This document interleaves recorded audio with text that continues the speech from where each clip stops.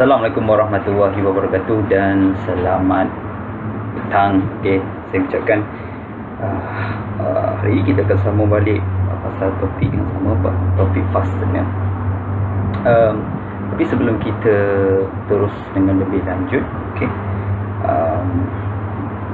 pasal tension joint under static loading ni, so nanti kita recap balik apa yang kita dah belajar setakat ni. So motivation yang kita belajar untuk case ni adalah bila kita ada dua plates. So dua plates A dan plate B sebagai contoh. So kita rapatkan, kita lubangkan kedua-dua plate ni dan kita letakkan bolted connections. So bila kita letak bolted connection tu, so kita letak dengan satu torque requirement yang sesuai berdasarkan yang kita dah belajar sebelum ni, iaitu di bawah topik bolt tightening and preload. So di mana kita ada dua value di sini, sama ada kita menggunakan 75% daripada FP untuk case under proof load dan juga 90% of FP. So untuk case yang kedua adalah permanent connections.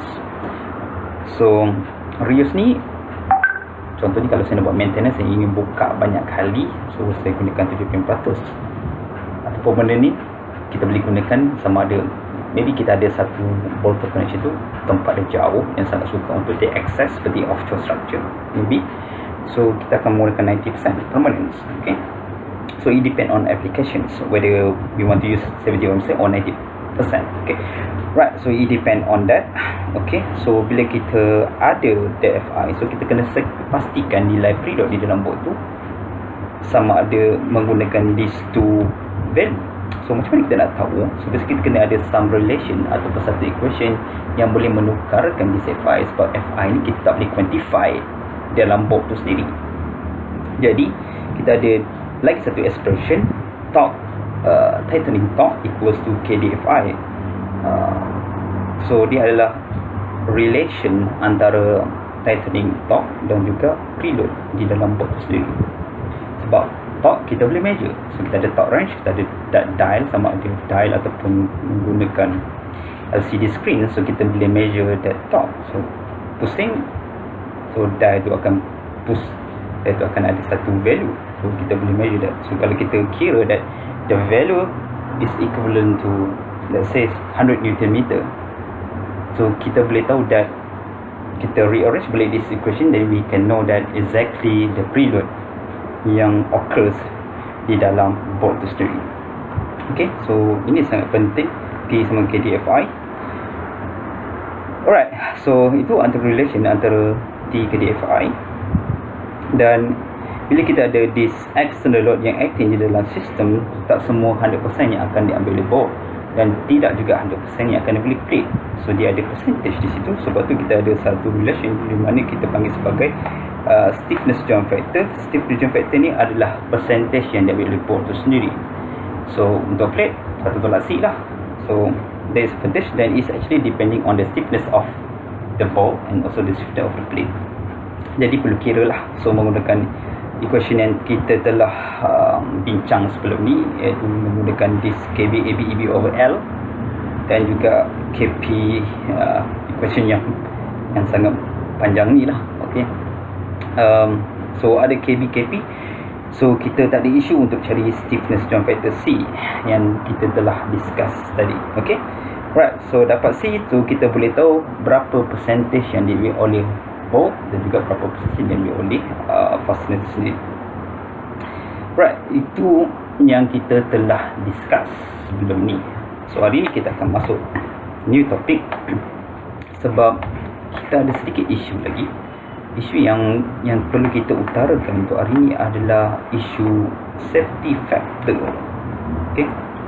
Usually dalam engineering design kita kena at least impose some safety factor di dalam design. Tapi isu dia sekarang ni adalah untuk case ni kita hanya consider safety factor itu adalah satu. Untuk engineering design tak bagus lah. So at least kita kena letak dua at least lah untuk safe design kita. Tapi untuk case ni nama dia safety factor juga, tapi dia sedikit berbeza seperti yang kita belajar di dalam subjek strength.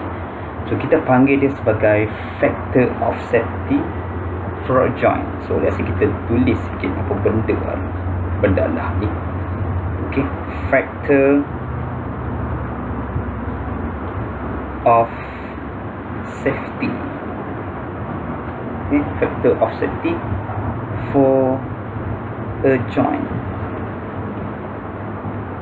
Right, so ini topik kita hari ini. Okay, so kalau kita tengok secara lebih lanjut benda ni, okay, sebab every connection tu kita kena letak some FI, okay, sama ada 75% ataupun 90% yang seperti kita discuss tadi. Okay, so sebenarnya apa yang berlaku bila saya ketatkan ataupun tighten that bolt, okay, so sebenarnya kalau saya boleh plotkan dalam satu graf, okay, let's say saya namakan part CX sebagai the displacement, okay, of the bolt apabila kita tighten itu, dan this adalah F ataupun F bolt, okay. Bolt tu sendiri yang experience tension load di dalam bolt sebabkan oleh action kita tighten bolt tu, So apa jadi sebenarnya sebelum kita letak load, okay, sebelum kita letak that external load P tu, okay, sebenarnya kita ketatkan sampai nilai sama ada 75% ataupun 90%, kan, okay. Sebenarnya kita dah impose some apa yang kita panggil sebagai initial tension ataupun preload di dalam design, okay. So ini yang kita panggil sebagai FI tadi tu, okay. Dan seperti kita belajar sebelum ni, kita ada definition of proof load. So proof load tu adalah a maximum load yang boleh ambil oleh bolt sebelum kita consider sebagai patah ataupun failure. Okay, so kita kena pastikan that load yang experienced by bolt tu tidak mencapai FP, proof load. So kalau mencapai FP, kita consider patah.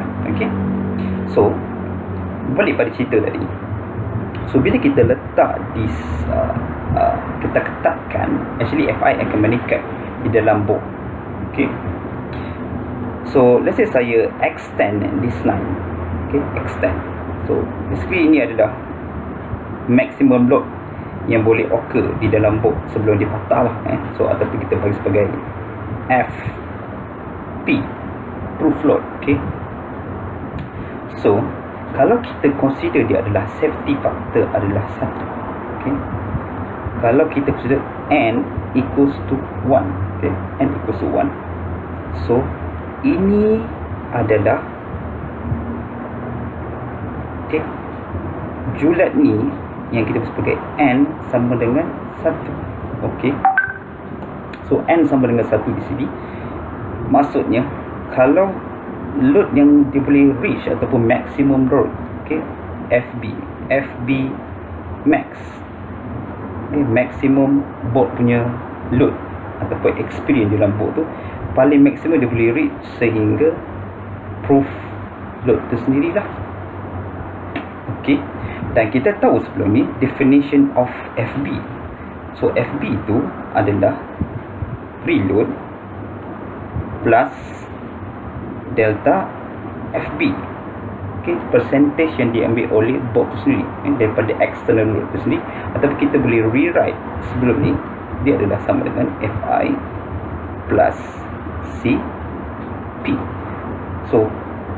So ini adalah FI, kita dah tengok ni, this is FI. So CP ni basically adalah this portion juga, delta FP, ataupun untuk kesnya adalah C kali dengan external load. So berdasarkan equation ni kita boleh tahu kalau menggunakan N sama dengan 1, maksimum load yang boleh diambil oleh bolt adalah reach hingga proof load FP itu sendiri. Right, so kita dah sampai situ. Okay, so macam mana? So macam mana pula kalau kita nak consider N sama dengan 2? Ni isu lah ni. Macam mana 2? Okay, kalau kita belajar strength, kalau kita belajar strength, kita boleh, kalau n sama dengan 2, dia adalah separuh daripada ni, lebih kurang macam tu dia punya idea tu. So kalau kita consider safety factor 2, so kita boleh anggap dia adalah separuh, contohnya separuh FP, okay? FP divided by 2.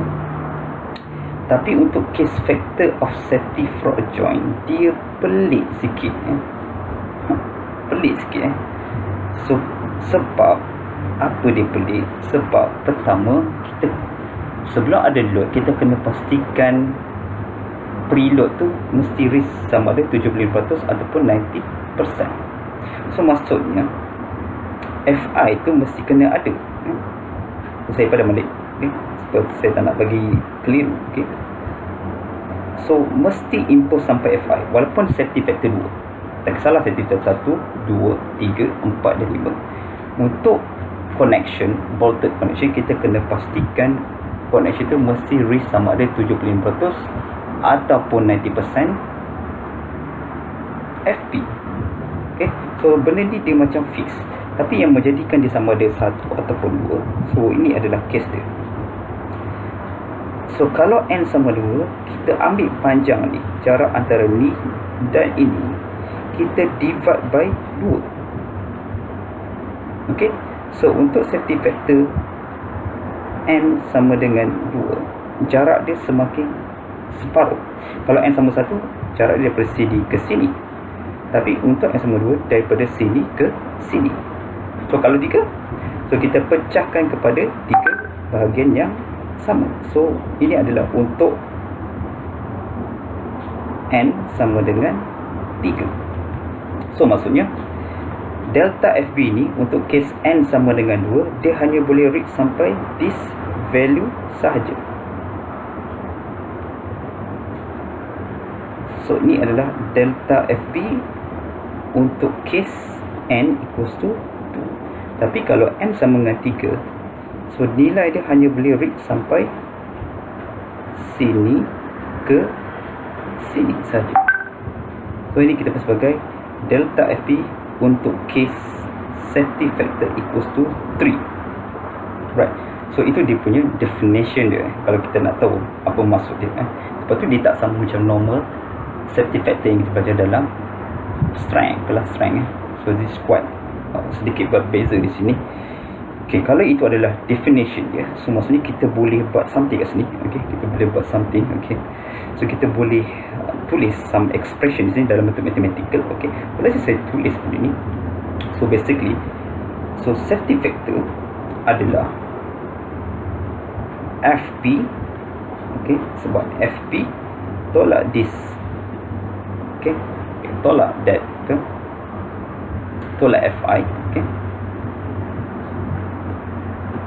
bahagi dengan delta FP. So ini definition safety factor of a joint.